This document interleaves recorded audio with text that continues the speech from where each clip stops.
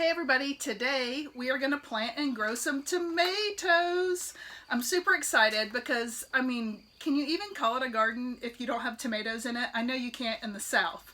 The most questions I get about gardening all pertain to tomatoes because everybody wants them and there's a million different ideas about how to grow them. People have different theories. I'm going to give you my tips and tricks from 15 years of growing tomatoes. I've had some really awesome crops and harvests, and I've had some not so great years either, and I've learned those lessons, so I'm going to share those with you today. Alright, so first, you go to the store and you're buying your seeds or your start plants, and you want to know, what do I buy? I'm a huge proponent of organic heirloom gardening, alright? It might take a little bit of extra work, a little bit of extra research. You might have to get online to get some of those seeds, but it's totally worth it. But there are some advantages to hybrid tomatoes as well. So most of your tomatoes at the hardware stores are going to be hybrid. Your Better Boy and things like that. Hey, those have some great benefits too. So for one, your hybrid tomatoes are meant for commercial gardening. They have been genetically modified so that you have to grow the perfect tomato, okay, that are disease resistant, that aren't as susceptible to bugs. They're going to grow fuller and prettier. You're going to have nice, pretty tomatoes, okay? Now your heirloom gardening, they might look a little bit ugly, but they are going to taste delicious, all right? The other great thing about heirloom tomatoes is they're a little bit wiry and a little bit more out of control, and it might take a little bit more of your time maintenance, but you're going to have a crop all season long, okay? They just keep producing.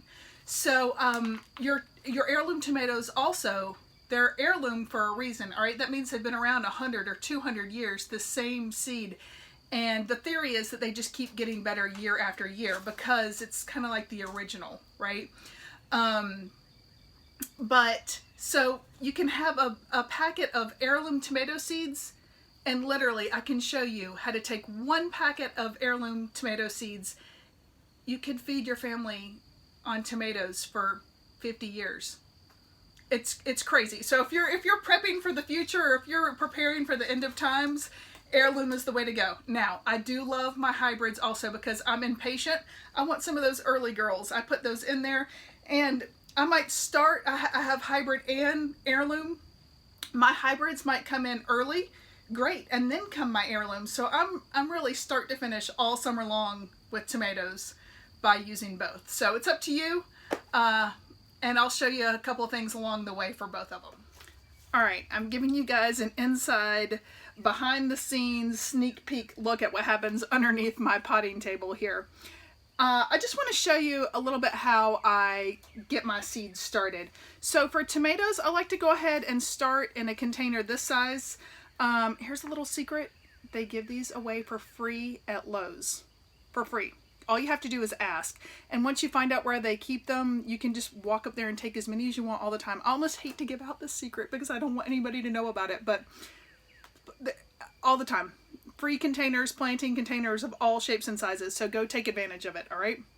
Okay, so I go ahead and start in a container like this for my tomatoes because I figure why move them around from container to container? I just go ahead and start in the container that I'm going to put directly into the ground. All right, so I like to start with a good bit of compost. So I use this natural organic mushroom compost. Once the season comes along, I use my own compost that I make from kitchen scraps and gardening scraps, but this is kind of like my go-to, and trust me, I don't get paid a dime for any of this.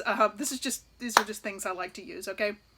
All right, secondly, so I want to fill up my container about 3/4 of the way with the compost. That is just pure organic nutrients for your tomatoes. They're going to make them so beautiful and so juicy. All right, next I put in a little bit of potting soil. I like this Eco Scraps organic potting mix. It really doesn't matter what you use, to me, as long as it's organic. That's important. I get this at Target or Lowe's, and it's really actually a good price. So that's the reason I go for that. And then you've heard me talk about seed starting mix.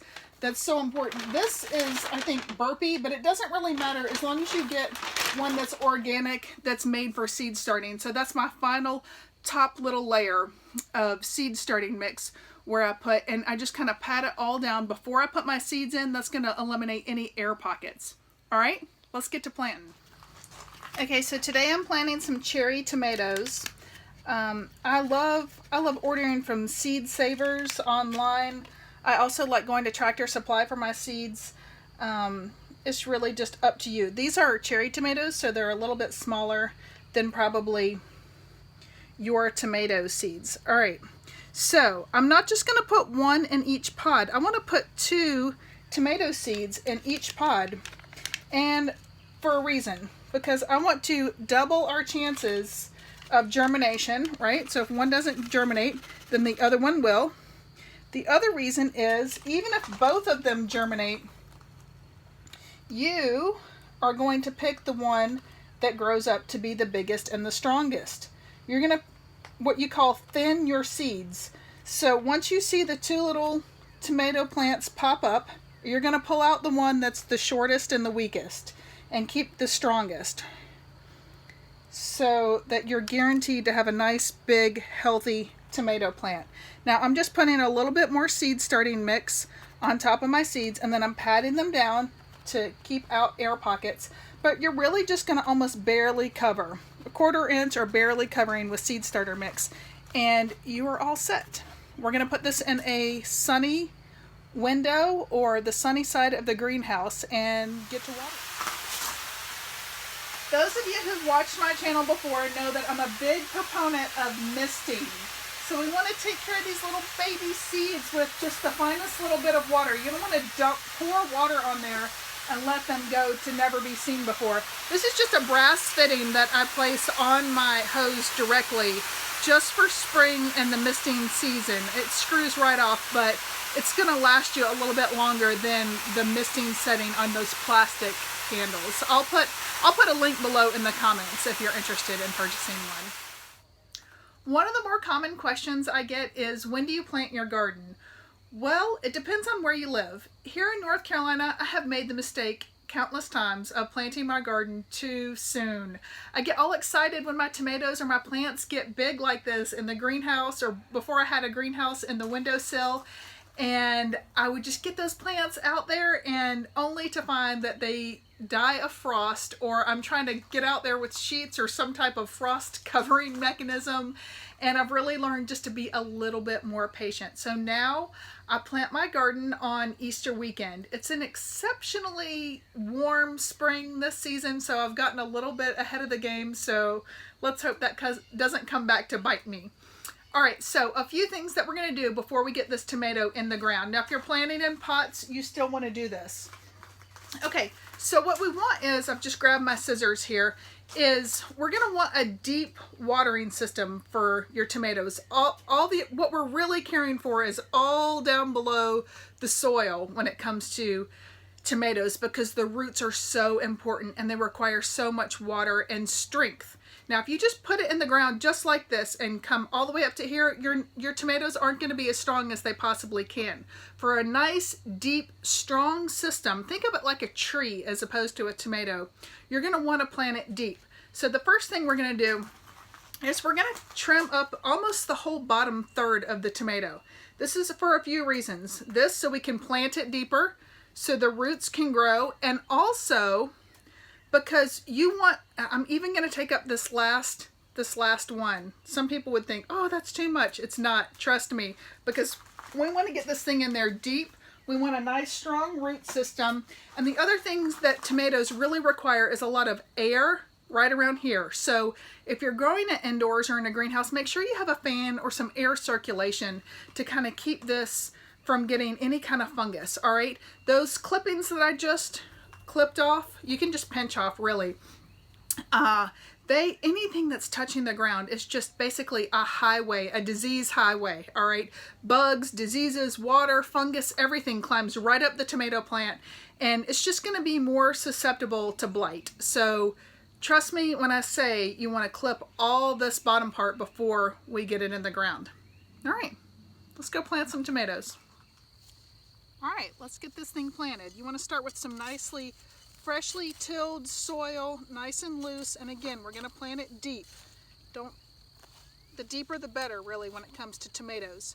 Now, as you can see, I have another tomato right here. We want to make sure we give it plenty of space because these things are going to get big and unruly before you can even imagine.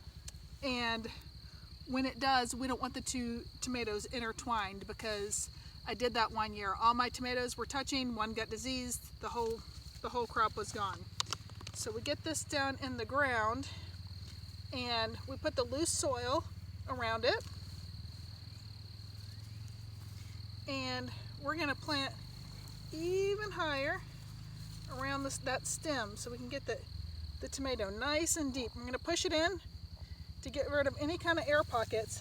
And as you can see, a good bit of the tomato plant is planted. Now, when you're watering your tomato plants, I don't want to see overhead watering, okay? That's gonna bring disease and bugs all throughout your plant. The tomatoes really like to be watered at the root, okay? So whatever your watering system is, watering it down below at the root. As you can see, these tomatoes here have already been staked. Now, I've gone through a variety of staking systems. I've tried bamboo and the weaving and the circles, archways. This is one I've kind of landed on that's my favorite so far. I still haven't perfected staking, so if you have some staking tips for tomatoes, please comment below. I still have a lot to learn, so I want to hear from you all on it. So you want to stake early, because there's so many times where I have forgotten to stake, or I'm going to get around to that later, and before you know it, the tomato plant is Little Shop of Horrors and you can barely get this thing in here. You also want to stake early so that when you're putting these stakes down in there, that you're not damaging the root system. So really, I don't think you can stake a tomato too early. Remember, we talked about tomatoes and energy and where the energy goes. This right here is what we call a sucker. Now, if you leave these suckers in, they're going to grow almost a whole other tomato plant. This might be okay later on, but early and often we want to pinch these little suckers off, okay? They're in between the main stem, this is the main stem, and a secondary stem. So if you just pinch this little sucker, that's what they're called, sucker off, then more of the growth is going to go up here to your actual fruit, and that's where you want it. It's nearly impossible to cover all of my tomato tips in one segment, so I'll just keep it to the basics in this one. I think we covered a good bit already. A couple of other things that you'll hear from other people or read is fertilizing, fertilizing, fertilizing. Okay, when you're talking about organic gardening, when you hear fertilizer, I want you to think compost. So we talked about the mushroom compost that you can buy at the store. Making your own compost is awesome. I'll do a whole other segment on making your own compost. And even if you don't have enough compost to put around all of your tomatoes, put your compost in the bottom of a watering can or watering bucket, whatever you're watering with, and put your water in it and let it kind of steep a little bit. We call that compost tea. And then water your tomatoes from the bottom, of course, with your compost tea, and that is excellent organic fertilizer. Bugs are going to become an issue later on.